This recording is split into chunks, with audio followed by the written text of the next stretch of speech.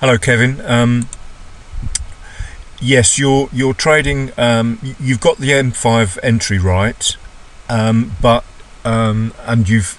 This is my second attempt at making this video, so I want to apologise if I've got the wrong end of the stick regarding the whole sort of trade you're taking. But I just went back and to remind myself about your levels and noticed you'd put another message up about jumping the gun on the H1, and that was my problem with this.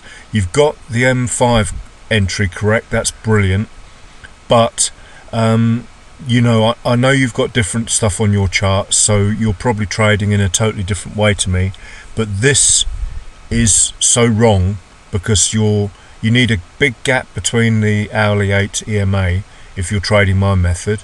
You need to have that 15-minute reversal at the very least, unless you're overextended. You also need to be overextended on your ADR for me to consider entering long here. I'd want to see something like 100 against a 70 average daily over the 5 days and a nice big gap. So what you've done is correct, but I'm not going to, and also the M30 was above us as well, so basically you're trading smack into an M30 resistance level there, and that would be wrong. And then I'd want to see the H1 as well, which is way up there, but you've also got that H1 high of the candle there that is a problem. So the M5 is correct as you're looking at it, but the whole of the rest of the setup is not what I would be considering. I'm going to try and find one that I would consider now and see whether we can explain it any clearer. I want to be finding, we'll have a hypothetical ADR because I won't know what the ADR is on, but let's just look at this as an example. Here's a good one. Well, it's just off the cuff anyway. M15 has reversed here.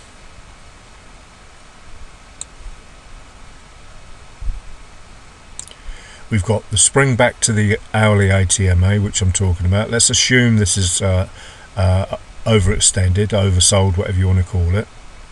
So then we have already checked the M30 because we've had literally hours to do that. So the M30 level will be there. And then the H1, need to make a note of where we are. The H1 high, apologies for all the other lines on here. The H1 high for this reversal level is that one too. So then back to the M15 and then down to our M5, and in this instance this would have been the correct entry. There's the break and close, pull back, and then just consider entering with your RSI at this point here, one of these, trade it to the next level up, and or the hourly ATMA. So you've got to get those, the first thing is, because also remember you're tracking the levels down as the candles make new lows, you'll put in your new hourly penultimate high on there, because that becomes the penultimate high when you break it with a new candle, and that is the ultimate low. And then you move your M15 down. This is the M5, I know that, but assuming this is the M15, you move that to penultimate, and then finally when it breaks above it, that's your close. Then you pull back on the lower time frame, the 5 minute, and then your RSI, however you use your RSI. I hope that's clarified that a little bit, Kevin. If there's any other questions about that, here's another one to the opposite, in the opposite direction, long way away from the hourly 8 EMA, which is the rubber band effect at the end of the day I like to be trading. And then you just start to, as this moves up, you just do your levels on it, and when it finally breaks through one, then you start your analysis to the downside.